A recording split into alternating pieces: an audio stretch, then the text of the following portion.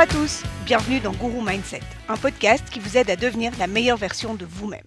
2 fois par semaine, je traite de sujets auxquels nous sommes confrontés dans la vie de tous les jours et je vous donnerai différentes techniques pour affronter chaque situation et renforcer votre mindset.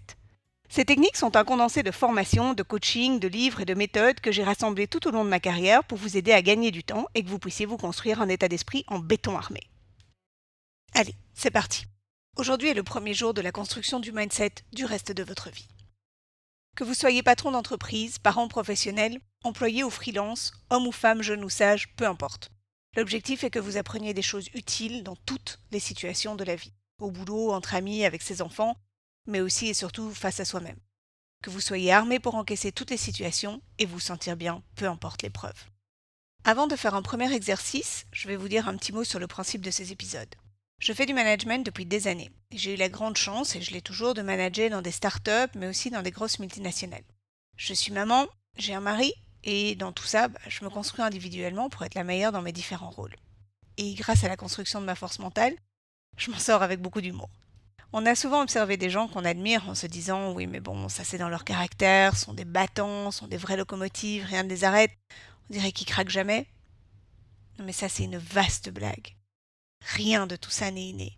Tout ça, ça se travaille. Et je vous promets que pour beaucoup d'entre eux, ce sont des grands timides. Pour ma part, est-ce que ça m'arrive de rater ? Bien sûr. Est-ce que je me relève à chaque fois ? Évidemment. Et est-ce qu'à chaque fois j'ai appris quelque chose ? Heureusement.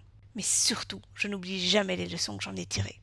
Après ces années de management et de coaching en groupe ou en individuel, ou même en écoutant les gens autour de moi, je réalise qu'en fait, peu importe d'où l'on vient et à quoi on occupe ses journées, on a tous le même problème.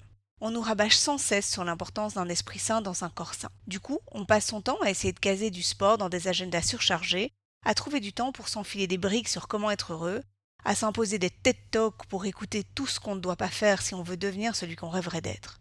Mais personne ne nous dit, simplement, quelles étapes sont à suivre pour être bien dans sa tête, de façon structurée et limpide. Et à la fin de la journée, on a toujours l'impression que c'est plus facile pour les autres.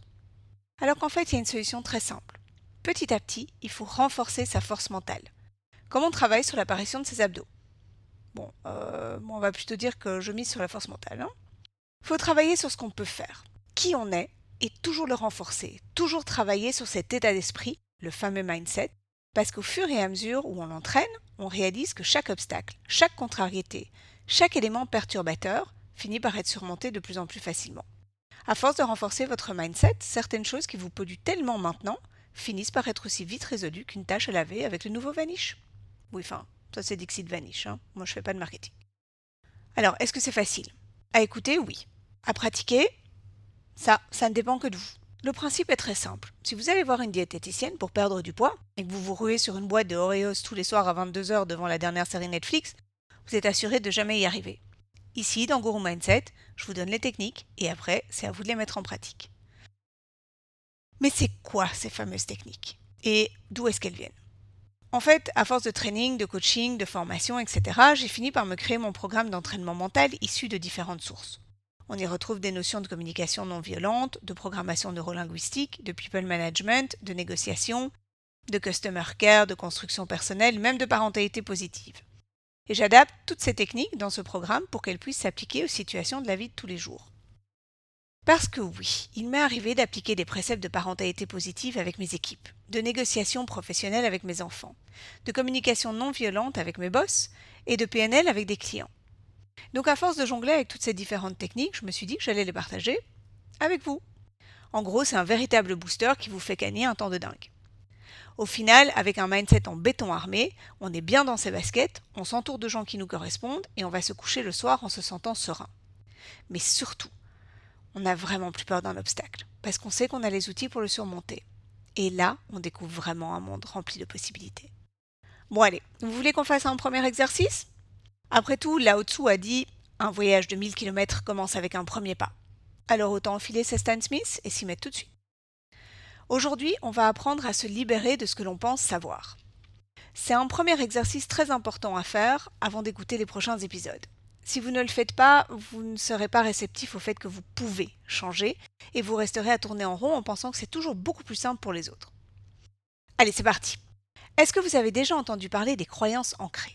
Je vais vous raconter une petite histoire pour vous illustrer le concept. Bertrand regarde sa femme Janine préparer une dinde pour le dîner de Noël. Bon, on fait fi des stéréotypes, c'est pour le bien de l'exercice, hein. Avant d'enfourner la bête, il la voit couper le croupion.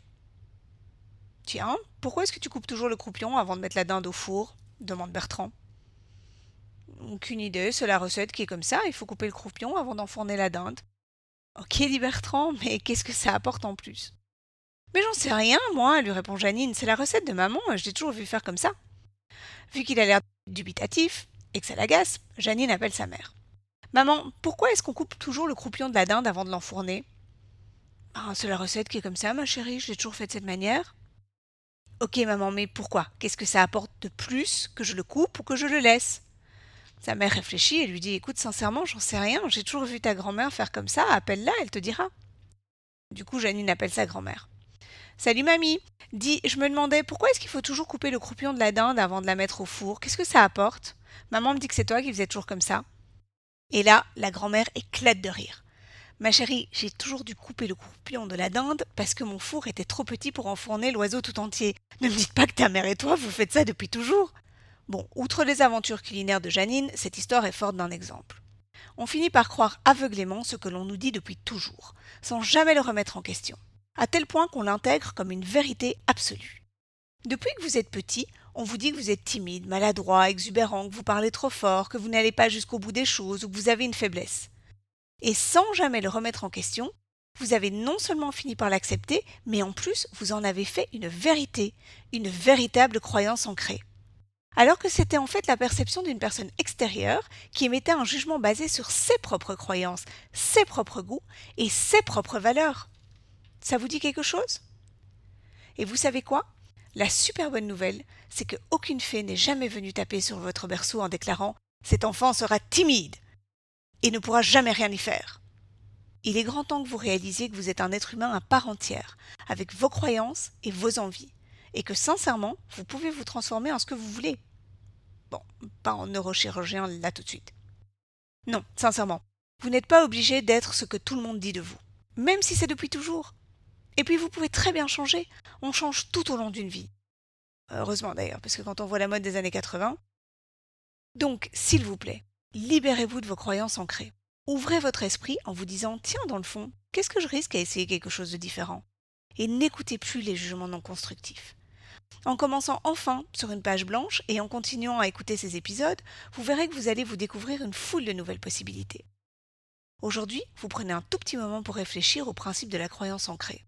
Vous verrez que vous allez en découvrir certaines et c'est assez libérateur. Dans le prochain épisode, on apprendra à se libérer de tous les poids inutiles pour ne plus vivre avec des sentiments de rancœur ou de tristesse. Vous allez voir, ça fait un bien fou. Et je vous promets qu'avec cette technique, moi personnellement, je me suis libérée de pas mal de poids liés à mon entourage. Merci d'avoir écouté Guru Mindset. Si vous avez besoin de moi ou que vous avez des questions, n'hésitez surtout pas à m'écrire sur julie@guru-mindset.com. À très vite et surtout, aujourd'hui, n'oubliez pas de faire quelque chose qui vous fait plaisir. Bye!